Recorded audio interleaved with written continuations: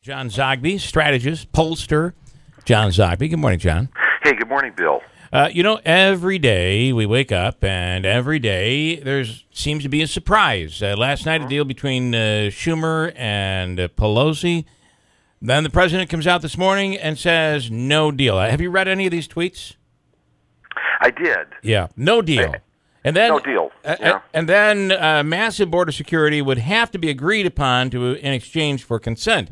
Well, that sounds like there's the potential for a deal, which is really what Schumer came out and said after the meeting. But what becomes incredible is a few minutes later, after talking about the wall, saying it's already under construction, he says this in a tweet. Does anybody really want to throw out good, educated, and accomplished young people who have jobs, some serving in the military? Really? That could easily be a tweet put out by President Obama. Your thoughts on all of this? Well, we used to talk about the imperial presidency under Johnson and Nixon. Yeah. This is the mercurial presidency. It's volatile. You don't know what you're going to see from 1 hour to the next. But it does appear as if he is making good on a campaign promise that he's going to hold his cards close to his chest, that making a deal is the most important thing to him. It's more important, yes. In fact, than ideology. Yeah. Secondly, he's at a point in his presidency where he has seen what hasn't worked. Right. And notably sitting down with Mitch McConnell and Paul Ryan is tops on the list of things that hasn't worked. And so he's found what he promised, an alternative route. And he became somewhat, I'm not going to say heroic, but he came somewhat effective in striking that deal over Hurricane Harvey victims. Yeah. And I think he sees a path here.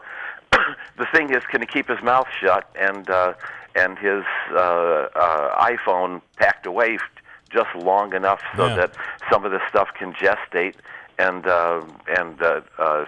legislate? I have to say, the art of the deal, and this is the part that I can't believe none of us really talked about, and maybe you did, and I just don't remember. But when you're cutting a business deal, it's not there's no ideology to worry about. It's about getting the deal done. And you always have in deals, you always have give and take, and sometimes you got to play hardball, but you're just cutting a deal. When you're cutting a business deal, you don't have to worry about your conservative base saying, "Wait a minute, you told us you weren't going to build on such and such an avenue or something." This is a completely different world. I'm interested because it seems that when he gets criticized, he reacts, and his base is right now criticizing him, especially after the tweet this morning. How does he react? I think if there's one constant with Donald Trump, it's his sense of his own legacy. He does not want to be known in history as the 35th greatest president or the 21st greatest president. His ego tells him he's a Mount Rushmore president. And so essentially, I think what drives him is the sense that he'll do what he has to do to get things done. And the one thing that he knows in terms of getting things done is you go where the deal is as opposed to where you're supposed to be locked in. Last week, was it going to do him any good to be debating back and forth with Mitch McConnell about the debt limit while people are suffering in Houston and then eventually in Florida? And the short answer is no. And what you have to say about Chuck Schumer is that he is a fellow deal maker.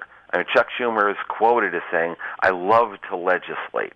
And so at least for the moment, you had a marriage made in heaven. Yeah. You're talking about the potential for President Trump to be a president for all sides all of a sudden. And I'm hearing you say that. Or did you not say that? No. I said that. Yeah. And it's mercurial. I mean, I'm the one who wrote that the lights went out at the White House after Charlottesville, and that how can he regain moral authority? And here he is now. He's about to sign a bill condemning white supremacy and neo-Nazism, which he kind of refused to do just a few weeks ago. You know, it's also similar in the way that he is dealing in foreign policy. He's not laying all his cards open, and of course he said that during the debates in the run-up to the election. Why lay it all out there? Let's keep people guessing. Yeah. Well, count me as one of those people who's guessing. You and a lot of those people, a lot of us. Okay, 11 minutes ago, the president tweets, "I'm leaving now for Florida to see our great first responders and to thank the U.S. Coast Guard, FEMA, etc. A real disaster, much work to do." I cannot help, I know I've been also critical of this president, but I cannot help but say I think he's handling this disaster, these hurricanes, incredibly well. Superbly. Yeah. It's a turnaround for him. It is to him what Oklahoma City was for Bill Clinton, an opportunity for each of these guys in their own way to shine. In Clinton's case, it was the eloquence.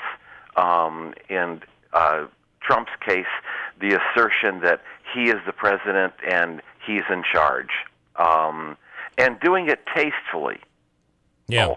I think in every way beyond criticism, and so a surprise every day. Sometimes two.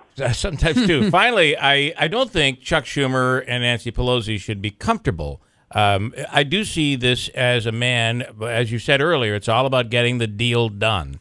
So there's going to be times out there that the deal is not the deal that Chuck Schumer and Nancy Pelosi want. So I don't think this is, people are calling it an alliance. Do you feel it's an alliance? Today. Today it is. Okay. All right. Short answer.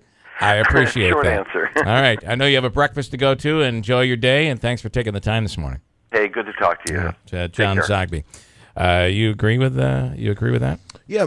Today there's an alliance. Today there's an alliance, and I do not think there's an agreement yet. I think they're working on it. Yeah. But to a point that you made, he's kind of, without an agreement in place, he's kind of come out and said, yeah, they're right. That's right. That's my point. So if you're there's no debate here, right? Yeah. Unless you're people who are saying, I want these dreamers, stop calling them dreamers, they're illegal aliens, kick them out of the country. If you're that person this morning, you're not happy with the person that you support, with the person that you voted for. And when it comes to negotiating a wall, if the agreement involves DACA and a wall, right, as Schumer and Nancy are negotiating their end of it, trying to not build the wall or whatever, again, he's given up his position. He's given up his ground and basically said, you guys are right. Come work with me on this. But he also says it's already under construction in the form of new renovation of old and existing fences and walls. So is that the wall? When you thought about the wall, it was a giant wall, and it stretched from the Pacific all the way down in through Texas, right? That's the wall that I'm envisioning. Yeah. It's really tall, and you're going to have a hard time climbing over that. Yeah. Maybe there's some concession here. I don't know. This is just crazy stuff. Maybe renovations are part of, on existing properties, but if there's no new wall, then that's not a wall.